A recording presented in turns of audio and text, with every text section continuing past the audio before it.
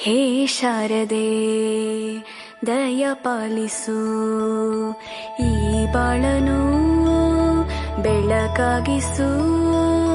ಹೇ ಶಾರದೆ ದಯ ಪಾಲಿಸು, ಈ ಬಾಳನು ಬೆಳಕಾಗಿಸು. ನಾಳೆಗಳ ದಾರಿಯಲೇ ನಂಬಿಕೆಯ ನೆಲೆಯಾಗಿರಿಸು, ಮುನ್ನಡೆಸು.